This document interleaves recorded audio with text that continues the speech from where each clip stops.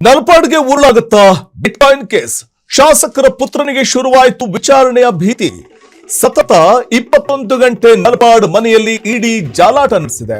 ಹಲವು ಮಹತ್ವದ ದಾಖಲೆಗಳನ್ನ ಇಡಿ ವಶಕ್ಕೆ ಪಡೆದಿರುವಂತದ್ದು. ಬೆಳಗಿನ ಜಾವ 3:30ಕ್ಕೆ ಮನೆಯಿಂದ ಹೊರ ಹೋಗುತ್ತೆ ಇಡಿ. ಸತತ 21 ಗಂಟೆ ನಲ್ಪಾಡ್ ಮನೆಯಲ್ಲಿ ಜಾರಿ ನಿರ್ದೇಶನಾಲಯ ತಲಾಶ್ ನಡೆಸಿದೆ.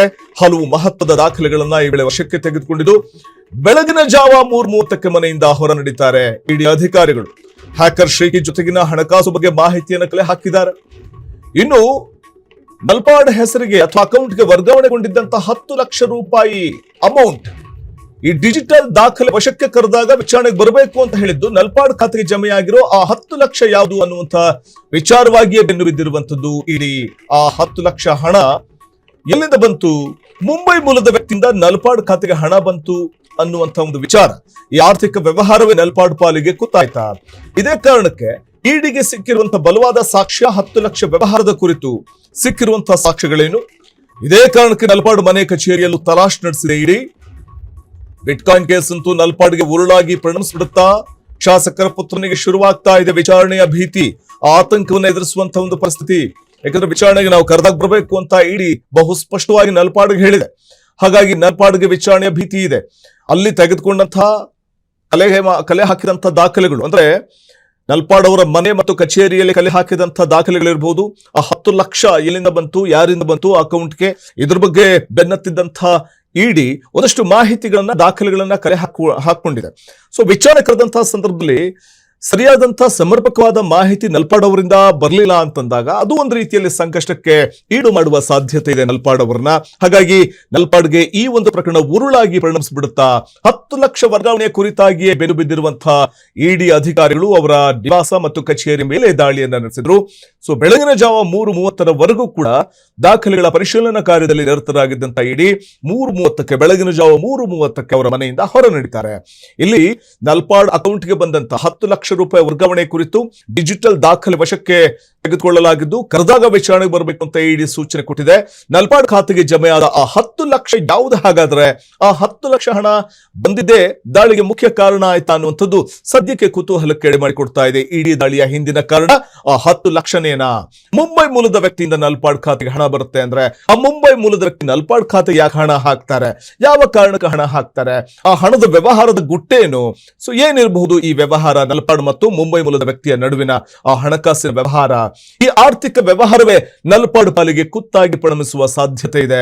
ಇದೇ ವಿಚಾರವಾಗಿ ಬಲವಾದ ಸಾಕ್ಷ್ಯಗಳನ್ನು ಇಡಿ ಸಂಗ್ರಹಿಸಿದವರ ನಿವಾಸ ಮತ್ತು ಕಚೇರಿ ಮೇಲೆ ದಾಳಿ ಮಾಡಿದಂತಹ ಸಂದರ್ಭದಲ್ಲಿ ಸೊ ಇದೇ ಕಾರಣಕ್ಕೆ ನಲ್ಪಾಡ್ ಮನೆ ಮತ್ತು ಕಚೇರಿಯಲ್ಲಿ ತಲಾಶ್ ನಡೆಸಿತ್ತು. ಸೊ ತಲಾಶ್ ನಡೆದಾಗ ಸಿಕ್ಕಂತಹ ಅನೇಕ ದಾಖಲೆಗಳು ಅವೆಲ್ಲವನ್ನೂ ವಶಕ್ಕೆ ತೆಗೆದುಕೊಂಡಿದೆ. ನಾವು ವಿಚಾರಣೆ ಕರೆದಾಗ ವಿಚಾರಣೆಗೆ ಬರಬೇಕು ಅಂತ ಹೇಳಿರುವಂತದ್ದು. ಮತ್ತೆ ವಿಚಾರಣೆಗೆ ಹಾಜರಾದಂತಹ ಸಂದರ್ಭದಲ್ಲಿ, ಒಂದು ವೇಳೆ ವಿಚಾರಣೆ ಕರೆದಾಗ ವಿಚಾರಣೆಗೆ ನಲ್ಪಾಡ್ ಹಾಜರಾದಂತಹ ಸಂದರ್ಭದಲ್ಲಿ ಅವ್ರು ಕೇಳುವಂತಹ ಒಂದು ಪ್ರಶ್ನೆಗಳಿಗೆ ಸಮರ್ಪಕವಾದ ಉತ್ತರವನ್ನು ಕೊಡಬೇಕಾಗುತ್ತೆ. ಅವರ ಬಳಿ ಇದ್ದಂತಹ ದಾಖಲೆಗಳೇನು ಇಡಿ ಬಳಿ ಇದೆ, ಅಥವಾ ನಲ್ಪಾಡ್ ಮನೆಯಲ್ಲಿ ಇದ್ದಂತಹ ದಾಖಲೆಗಳೇನು ಇಡಿ ಬಳಿ ಇದೆ, ಇಡಿ ಬಳಿ ಇರುವಂತಹ ದಾಖಲೆಗಳಿಗೂ ನಲ್ಪಾಡ್ ವಿಚಾರಣೆಯ ಸಂದರ್ಭದಲ್ಲಿ ಕೊಡುವಂತಹ ಹೇಳಿಕೆಗಳಿಗೂ ಸರಿಯಾದ ರೀತಿಯ ಒಂದು ಸಾಮ್ಯತೆ ಇದ್ರೆ ಮಾತ್ರ ನಲ್ಪಾಡ್ ಬಚಾವಾಗಲಿಕ್ಕೆ ಸಾಧ್ಯ. ಎಲ್ಲಾದ್ರೂ ಆ ಒಂದು ಸಾಮ್ಯತೆ ಇಲ್ಲದೆ ಹೋದಾಗ ಖಂಡಿತವಾಗ್ಲೂ ನಲ್ಪಾಡ್ಗೆ ಇದು ಸಂಕಷ್ಟವನ್ನ ತಂದೊಡ್ಡುವಂತ ಸಾಧ್ಯತೆ ಇದೆ. ಯಾಕಂದ್ರೆ ಮುಂದಿನ ಹಂತದಲ್ಲಿ ನಾವು ವಿಚಾರಣೆ ಕರಿತೀವಿ, ಆಗ ನೀವು ಬರಬೇಕು ಅಂತ ಹೇಳಿರೋದ್ರಿಂದಾಗಿ ವಿಚಾರಣೆಯ ಭೀತಿ ನಲ್ಪಾಡ್ ಅವರನ್ನ ಆವರಿಸಿರುವುದಂತೂ ಸತ್ಯ.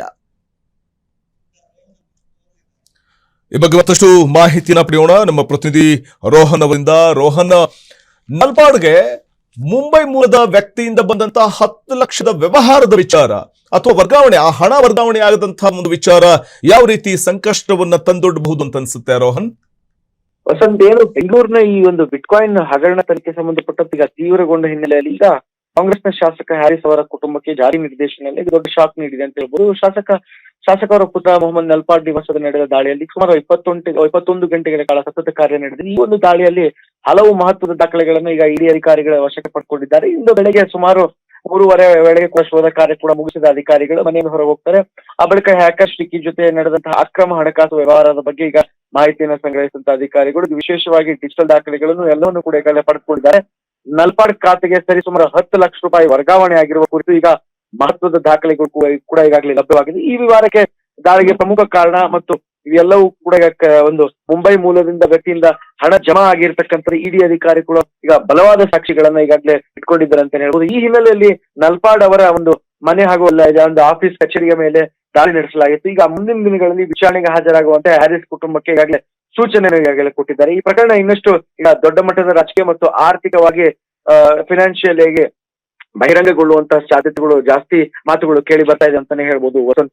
ರೋಹನ್, ಮತ್ತೊಂದ್ ಕಡೆ ಈಗ ಒಂದು ವೇಳೆ ವಿಚಾರಣೆಗೆ ಹಾಜರಾಗಬೇಕಾಗುತ್ತೆ ನಾವು ಹೇಳಿದಾಗ ಅಂತ ಹೇಳಿರೋದ್ರಿಂದ ವಿಚಾರಣೆಗೆ ಹೋದಂತಹ ಸಂದರ್ಭದಲ್ಲಿ ಅಲ್ಲಿ ಇಡಿ ಅಧಿಕಾರಿಗಳು ಕೇಳಲಾಗುವಂತಹ ಪ್ರಶ್ನೆ, ಅವ್ರ ಮನೆಯಲ್ಲಿ ಸಿಕ್ಕಿರುವಂತಹ ದಾಖಲೆಗಳು ಎರಡಕ್ಕೂ ಸಾಮ್ಯತೆ ಏನಾದರೂ ಒಂದಕ್ಕೊಂದು ಸಾಮ್ಯತೆ ಆಗದೇ ಇದ್ರೆ ಖಂಡಿತವಾಗ್ಲೂ ನಲ್ಪಾಡ್ಗೆ ಸಂಕಷ್ಟ ಎದುರಾಗುವಂತ ಸಾಧ್ಯತೆ ಏನೇ ಇದೆ ಅಲ್ವಾ ಅಂತ.